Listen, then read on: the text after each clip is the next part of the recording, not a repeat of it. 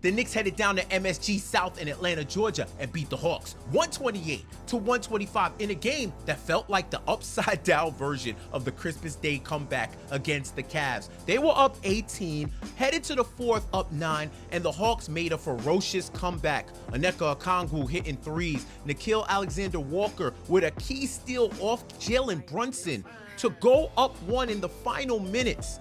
But the two-way play of OG Anunoby closed the door. Key offensive board, knocked down 2 free throws, and got the game-sealing steal and knocked down 2 more free throws in order to pull out this victory. Karl-Anthony Towns, we can't leave without talking about him. 36 points, 17 of 18 from the free throw line. The whistle was as balanced as I've ever seen against Cat. And I see why they don't be calling it, because he could average 40 if they call every time he gets hit. He was able to take advantage of the matchups because the Hawks didn't have anybody that could hold him.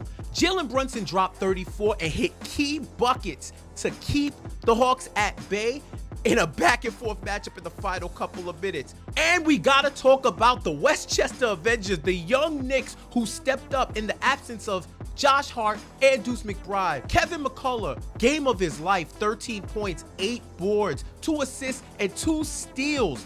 Making key plays, hustling, looking like a baby heart out there. Mohamed Diawara, 5 points, 5 boards, and 2 blocks, making key defensive plays, stretching the offense, and looking like he belonged. Those 2 players were able to add to the Knicks' depth in a game that they sorely needed. So now it looks like they got way more depth on the bench than you thought before. So this is another step in the evolutionary process of your New York Knickerbockers. You already know the vibes. Tap into Knicks Film School for the post game and your commentary. This is the Baka Breakdown.